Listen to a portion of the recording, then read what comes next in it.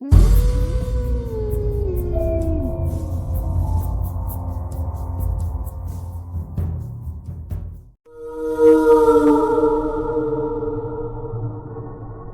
Dream township में हालात कुछ बदल से गए थे। यहाँ लोगों में एक दहशत सी फैल गई थी। यहाँ पर बार बार डरावनी घटनाएं बढ़ने लगी थी। कभी शेट्टी के रेस्टोरेंट में खाना ही गायब हो जाता था, तो कभी सुपरमार्केट की धान की गोनियां अचानक खाली हो जाती थी।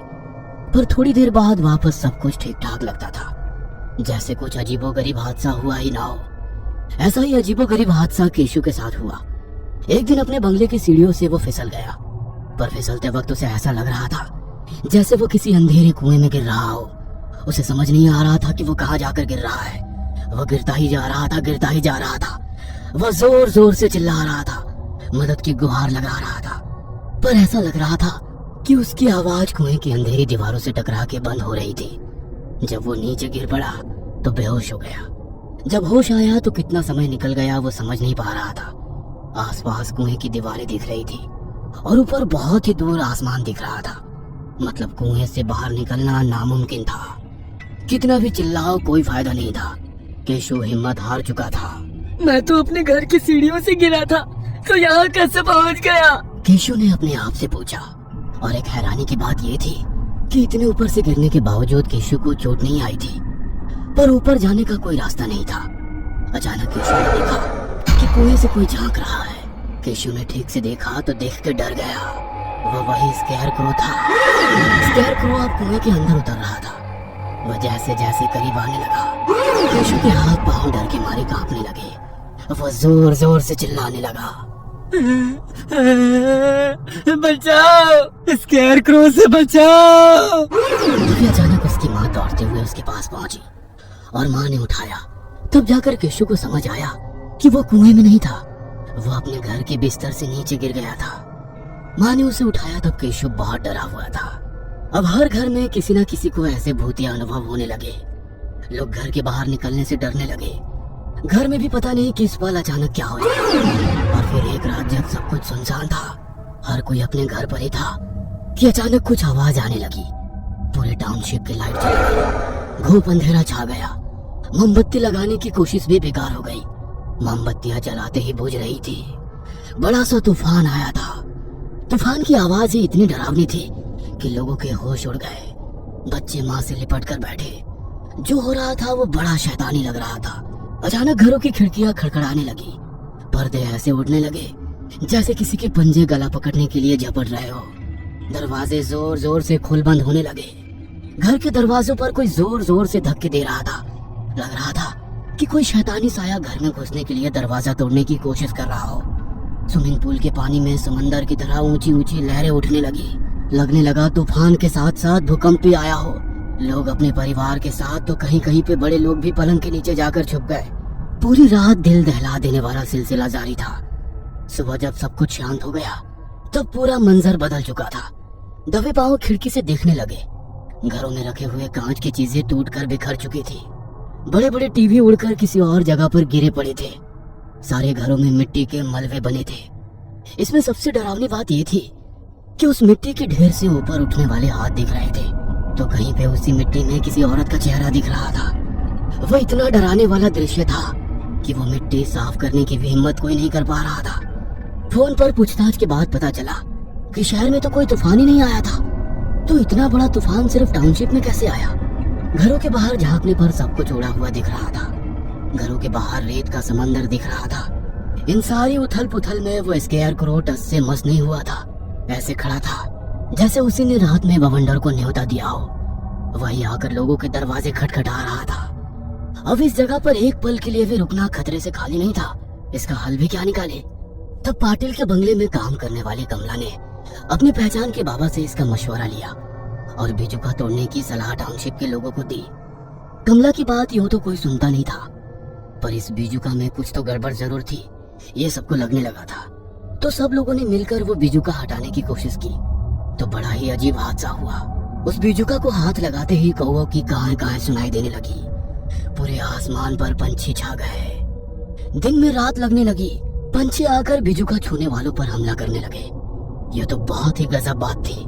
पंछियों को फसल से दूर रखने का काम स्केयरक्रो करता है। पंछियों का वो एक तरह से दुश्मन होता है, फिर ऐसे बिजुका को बचाने पंछी एकजुट कैसे हो गए? भयानी बिल्डर को तुरंत बुलाया। भयानी को यह बात बिल्कुल समझ नहीं आ रही थी कि यहाँ पे कोई पुराना कंस्ट्रक्शन नहीं था, न पहले कोई शमशान था जिसकी वजह से ऐसी अजीबोगरीब घटनाएं होती हो। फिर कमला की पहचान की उस बाबा को बुलाने का फैसला लिया गया। पहले सबको लगा वो बाबा कोई नकली बाबा होगा, पर वो बिल्कुल वैसा नहीं था। जब बाबा ने टाउनशिप में कदम रखे तभी उन्होंने खतरा भांप लिया। वह शांति से दीवार पे चढ़कर बिजुका से बातें करने लगा। सबने समझा कि ये बाबा पागल हो गया है या फिर नौटंकी कर रहा है, पर जब बाबा दीवार से उतरकर सबके बीच आए तब उनके चेहरे पर दया भाव था। भयानी को देखकर बाबा बोले, शमशान पर इमारत बनाने का नतीजा है ये। भयानी गुस्सा हो गया और उसने कहा, झूठ मत बोलिए नकली बाबा, यहाँ कोई शमशान नहीं था। अगर शमशान नहीं था तो क्या था यहाँ पे? भयानी कुछ देर चुप रहा, फिर बोला, बंजर जमीन थी यहाँ। बाबा ने बिजुका की तरफ देखा और फिर भयानी से पूछा, बंजर जमीन तो अब हो गई है, टाउनशिप से पहले जमीन बंजर कैसे हो गई है? भयानी कोई जवाब नहीं दे पाया, वह चुप हो गया। तब बाबा बोले, जवाब नहीं है तुम्हारे पास, ये बिजुका जवाब देगा, देखो।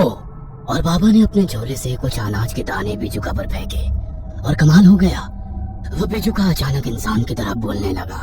भयानी, क्या तुम्हें नहीं पता यहाँ बंजर जमीन कैसे बनी? मैं बताता हूँ।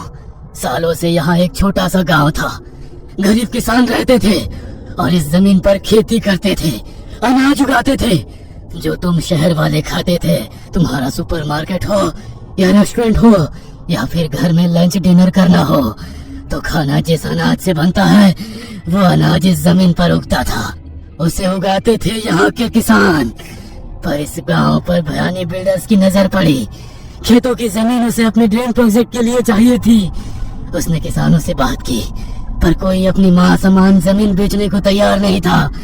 नॉन एग्रीकल्चरल लैंड होने के कारण उसे यहाँ कोई कंस्ट्रक्शन करने की इजाजत भी नहीं थी। फिर इस भयानी बिल्डर ने अपनी चाल खेलना शुरू किया। भ्रष्ट अधिकारियों को पैसा खिलाकर यहाँ के किसानों को खेती के लिए पानी मिलना मुश्किल कर दिया। सारा पानी अपने दूसरे प्रोजेक्ट के लिए इस बिल्डर ने इस्तेमाल किया। यहाँ के कुएं पानी के बिना सूख गए, फसलें मिटने लगी, मिट्टी पर केमिकल छोड़ने लगे ताकि कोई फसल यहाँ ना उग पाए। मैं बिजुका था, पंछियों से अनाज की रक्षा करता था, पर भयानी से खेतों की रक्षा करना मुश्किल हो गया था। पंछी अपने पेट के लिए जितना जरूरी था उतना ही अनाज ले जाते, पर भयानी जैसे बिल्डर की भूख पंछियों से कहीं ज्यादा है। उसने पूरा गांव तबाह कर दिया। कर्जा देने के बहाने जमीनें हथियाना शुरू कर दिया। शहर वालों को अनाज मुहैया करवाने वाले किसान भूखे मरने लगे। उनके बच्चे भूख प्यास से तड़पने लगे थे। देखते देखते हरे भरे खेतों से लहलहाने वाला गांव बंजर हो गया। बेहाल किसान पेड़ों से लटक कर खुदकुशी करने लगे। न खेत बचे न किसान, पंछी दाना चुभने आते थे अब कहाँ। जमीन हथियाने के बाद यहाँ टाउनशिप बना दी। लोग आकर बस गए। उन्होंने ये नहीं सोचा कि यहाँ एक जिंदा संस्कृति बसती थी जो उजाड़ी गई थी। अनाज की रक्षा करने वाले बिजुका को कंस्ट्रक्शन वालों ने डेकोरेशन का पीस बनाकर ऐसे खड़ा कर दिया। किसकी रक्षा के लिए? जब खेत नहीं बचे, अनाज नहीं बचा, किसान नहीं बचे, तो तुम लोग कैसे बचोगे? कैसे बचोगे तुम लोग? कैसे? एस्केयर क्रो चुप हो गया। टाउनशिप के लोग ये कहानी सुनकर दंग रह गए। भयानी की हालत डर के मारे पतली हो गई थी। सारे डर के माहौल की जड़ उसके ही अपने ड्रीम प्रोजेक्ट में थी। टाउनशिप के लोगों ने कुछ ही दिनों में अपने घर खाली कर दिए। उल्टा भयानी ने अपने पैसे वापस मांगने लगे। भयानी पर केस कर दी, जिसके चलते भयानी को पुलिस स्टेशन के चक्कर काटने में आगे की जिंदगी बितानी पड़ी। नए लोग रहने की सोच भी नहीं सकते थे। ड्रीम प्रोजेक्ट फ्लॉप हो गया था। सालों गुजर गए। भयानी ड्रीम टाउनशिप खंडहर बन चुकी है। अब यहाँ केवल अंधेरा है, वीरान है, टूटी फूटी दीवारें और उसी में से एक दीवार पर वो विजुका, उस अनाज की रक्षा करने जो अब बचा ही नहीं। ये कहानी आपको अच्छी लगी हो तो हमें सब्सक्राइब करें, हमारा इंस्टाग्राम और फेसबुक पेज जरूर फॉलो करें। और हाँ दोस्तों, सब्सक्राइब करना भूलना मत।